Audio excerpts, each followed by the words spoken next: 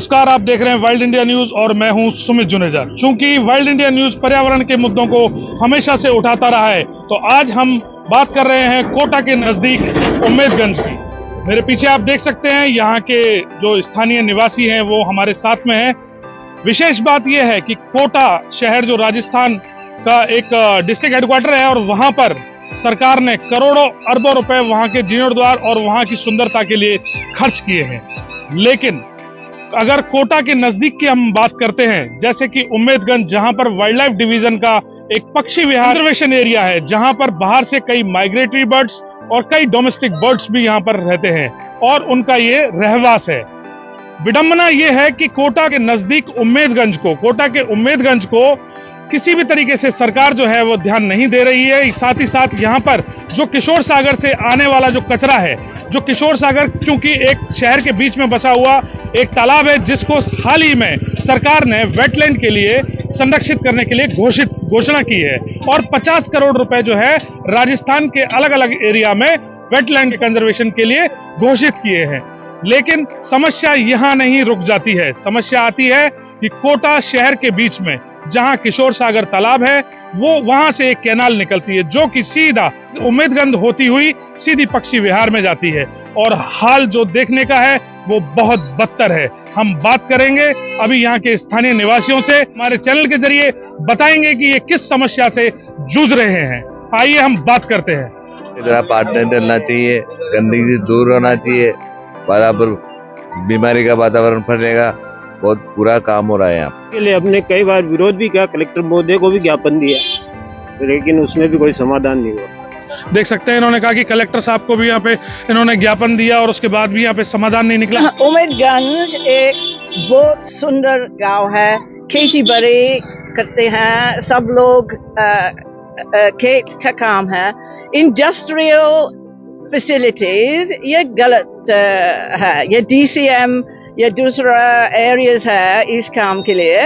But ये इतना सुंदर नहर है, इतना सुंदर गांव है और ये पक्षी विहार है।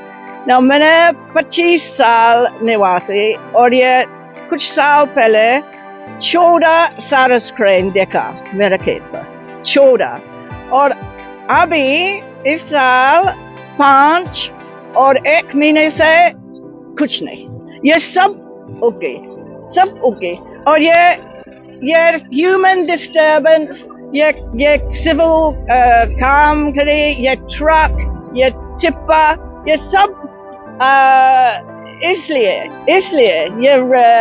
ये पक्षी और ये पूरा दुनिया में सब लोग कोटा जानते हैं। ये सारस इंटरनेशनल ब्रीडिंग ग्राउंड है और अभी सब ओके। ये इस एडमिनिस्ट्रेशन को सब नुकसान है। इतना पैसा शहर में और ये नेचुरल हेरिटेज, ये सारस, माइग्रेटरी बर्ड्स, सब पक्षी, ये बिल्कुल नहीं सोचते हैं बिल्कुल। तो ये प्लास्टिक आ रही नहर में, ये इतना दुख की बात है, बिल्कुल दुख की बात है। तो आप देख सकते हैं जैसा कि अभी विक्टोरिया सिंह जी ने बताया कि यहाँ पर जो ये एरिया है उम्मेदगंज जो है पक्षी विहार जो है एक नेचुरल का हैबिटेट भी है और साथ ही साथ जो हेरिटेज प्रॉपर्टीज भी यहाँ पर है और काफ़ी जो सिस्टम की बात करें तो इकोसिस्टम यहाँ का बहुत ज़बरदस्त है। एक तरफ तो जो यहाँ की सरकार है जो कोटा को सुंदर बनाने के लिए करोड़ों अरबों रुपए खर्च कर रही है और वहीं कोटा के लगते हुए उम्मेदगंज और पक्षी विहार की दुर्दशा को ना देखते हुए और कोटा को बचाने में लगी हुई है। जबकि यहाँ पर नजदीक के अंदर जो उम्मेदगंज है, सरकार को पक्षियों हेतु, यहाँ के वातावरण हेतु, पर्यावरण संरक्षण हेतु संरक्षण की बहुत ही सख्त जरूरत है। Hello Victoria, how are you? Morning. And just tell us about this place. What is the importance of this place, and what forest department can do about this? And because I have seen a lot of disturbance here. Yeah. So this part of Rajasthan, southeast Rajasthan, Kota Roti, has a beautiful big river, the River Chambal, many tributaries, many water bodies, and a lot of wetlands. For forever, it's had wetlands. And in the 60s, they connected up the wetlands with a canal, the right main canal, and then you have a left main canal. It's transformed agriculture. But the during the winter, the canal is running, and then they turn it off. And so at this time of year, you just have the little pools, and all along the canal there are little pools that birds are using. But human disturbance is destroying the piece, and the worst thing is the plastic, which is being thrown into the canal in Kota, and nobody is punishing those people or stopping that happening. And it comes down here and it spreads out, and you can see it everywhere, and these poor birds are eating the plastic. Now behind us, the Saras cranes have this as a breeding place. This is very historic. This figures in Colonel Todd's Annals and Antiquities of Rajasthan. So 200 years ago, this was a beautiful lake, and the King's Summer Palace. This was all reserved for the royal family, and it was well looked after up till independence. Then after independence, obviously population increased. They cut down all the trees. All that area there was thick jungle. That's all been cut down for firewood and to bring cows closer to Kota for the market. So it's a very historical area. The village goes back several hundred years, but it was inaccessible. It was completely inaccessible. But now, good roads. We've got the 4-lane, and lots of people can come. But this plastic, this is coming from the town, and this is just tragic. And one more thing, Victoria, I can see there is a Dar Devi area, and I've heard about a lot of illegal mining happening there. Yes. So what do you want to say about this? No, there's a lot of illegal mining, and every now and then they just grab a few tractor trolley drivers. But a lot of mining going on the plateau, and the brick factories are behind me. So these are all important to the local economy, but they should be kept away from this particular area, which is supposed to be protected, but nobody seems to be protecting it.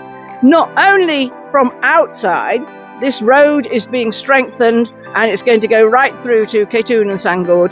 Heavy trucks and heavy tractor trolleys are coming up and down here, blaring music all day and all night.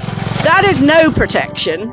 That is no protection at all. So who is protecting it? What are they doing? So you've got the traffic, which should be stopped when they're increasing it.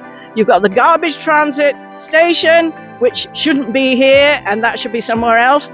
And there's the plastic, which is being thrown into the canal. They could put a net across. They could do something to stop it coming out here. That would be a very simple thing to do. But and I hope they'll do a litter pick before the rains, or this is all swept up. It'll all go to Madhya Pradesh. Of course, Madhya Pradesh people will blame the Rajasthanis for all this rubbish, and it's this plastic. Just picking it up in one place and taking it to a trenching ground is not a sustainable solution. It has to be SLRM, solid and liquid resource management. The plastic has to be recycled at source. There has to be a different system. Absolutely. This system will not work. We are just using plastic, use and throw, collect, compress, dump, and it's not sustainable. And one more thing, people are having private lands and having stock of the fly ash here, and that is also part of pollution when the floods come. Yes. Now, a lot of fly ash is generated by the thermal power station. They try and use it in bricks, but what isn't used is in mountains, and of course it runs off and in the rains and it gets into the water bodies, and people are using their land for storage of fly ash. That's another problem. So there are a lot of problems, but this plastic is really something that should be tackled. Thank you very much, Victoria. And I will tell you what I have seen. It's a very disappointing situation here at Umedganj Pakshi Vihar, and I can see a lot of feral dogs also here. So it's also a threat to the wildlife and the birds. So it's a very grim situation, and I think Forest Department should work on it because it comes under a conservation reserve. So and this part should be categorized as a wetland also. Thank you. Kota में जैसा कि अभी किशोर सागर तालाब को जो है wetland में सरकार ने घोषित किया है और यहाँ तक कि 50 करोड़ रुपए जो है राजस्थान के वेटलैंड्स के डेवलपमेंट के लिए जो है सरकार ने घोषणा की है। आपके कोटा के नज़दीक में पक्षी विहार उम्मेदगंज है, जहाँ पर काफ़ी सारे माइग्रेटरी बर्ड्स भी आते हैं, काफ़ी सुंदर जगह है, कंजर्वेशन रिजर्व है। सर थोड़ा सा वहाँ के बारे में मार्गदर्शन दें, किस तरीके से वहाँ पे विभाग द्वारा सकारात्मक रूप से कार्य किए जा रहे हैं। वहाँ पे करीब 50 हेक्टेयर का हमारा ये तालाब है। उस तालाब के अंदर काफ़ी तरह के माइग्रेटरी बर्ड्स हमारे पास आते हैं, तो हमने हमारी चौकी भी लगा रखी है और वहाँ पे और होमगार्ड्स भी लगा रखे हैं, तो निरंतर गश्त करते रहते हैं ताकि किसी प्रकार की अवैध गतिविधियाँ वहाँ पर नहीं हो और माइग्रेटरी बर्ड्स अपने आराम से स्वतंत्र रूप से अपना कार्य कर सकें, भोजन ले सकें, अपना परिवार बढ़ा सकें, इस तरह गतिविधियाँ करें। सर जैसे कि नेचुरल हैबिटेट साइट भी है, वहाँ पर देखा जाए तो ऐतिहासिक काफ़ी सारी चीज़ें हैं, जैसे कि वहाँ एक बावड़ी भी है, साथ ही साथ जो अगर तालाब की हम बात करते हैं, जहाँ पर मेन जो पक्षी विहार का जो तालाब है वहाँ पर भी कुछ छतरियाँ भी हैं, कुछ वहाँ पैलेस भी हैं जो देखने को मिलते हैं। साथ ही साथ सारस क्रेन का वहाँ पर जो है नेचुरल हैबिटेट है जहाँ वो ब्रीडिंग करता है। उसके आसपास का जो एरिया है वहाँ देखा जाए तो काफ़ी सारा जो उनका जो नेचुरल हैबिटेट है उसमें उसको संरक्षित करने के लिए और उसको सुनियोजित तरीके से, जिससे कि वहाँ पे आगे आने वाले समय में टूरिज्म भी डेवलप हो सके, उसके बारे में क्या योजना हो सकती है सर? हमने उसको विकसित करने के लिए एक annual plan of action APO बनाते हैं, उसमें हमने कुछ काम हमारे लिए हैं ताकि उसको और अच्छे से डेवलप किया जा सके, और वो एपीओ बना करके हमने सरकार को उच्च कार्यालय के माध्यम से भिजवाए गए हैं। इसके साथ ही सरकार की बजट घोषणा में भी उम्मेदगंज पक्षी विहार है जो यूआईटी द्वारा उसमें काम किया जा रहा है। तो जंगल के बाहर, फॉरेस्ट लैंड के बाहर यूआईटी द्वारा भी कुछ विकसित करने का प्रयास किया जा रहा है, जिससे कि बर्ड्स को भी कुछ उसका फायदा मिले। चूँकि विशेष ये है कि ये वाइल्ड लाइफ से रिलेटेड है, वन्यजीव संरक्षण से रिलेटेड है, किशोर सागर को वेटलैंड भी घोषित कर दिया गया है। एक तरफ सरकार जो है वो कोटा शहर को सुंदर बनाने के लिए करोड़ों अरबों रुपए खर्च कर रही है, आगे साथ साथ देखा जाए तो वन्यजीवों का भी विभाग भी बहुत जबरदस्त तरीके से कार्य कर रहा है। पक्षी विहार में कहीं ना कहीं देखा जाए तो किशोर सागर से बह जाने वाला जो कचरा है उसको रोकने के लिए जो आप लोग योजना कर रहे हैं, जो आपके कार्य चल रहे हैं, जो उसमें सकारात्मक दिशा में, उसके बारे में आप थोड़ा सा बताएं। अभी तो जो मुख्य रूप से तालाब ही है वहाँ पर तो, लेकिन जैसा आपने बताया कि वो कचरे का कोई बात है तो उसके बारे में उसकी पूरी जांच करके और जो भी उचित होगा वो कार्रवाई की जाएगी। धन्यवाद। तो ये हैं हमारे साथ में श्री सुनील गुप्ता जी जो कि डीसीएफ वाइल्ड लाइफ कोटा है, और उन्होंने बताया कि किस तरीके से सरकार जो है पक्षी और जो नेचुरल हैबिटेट जो है, जो वाइल्ड लाइफ में जो इनके संरक्षण जो क्षेत्र है उनको संरक्षित करने के लिए किस तरीके से सरकार सकारात्मक दिशा में कार्य कर रही है। उम्मीद की जा सकती है वन विभाग द्वारा इस तरीके के सकारात्मक कार्य जो है जो किए जाएंगे, जिससे वाइल्ड लाइफ को कंजर्व किया जा सकेगा। धन्यवाद।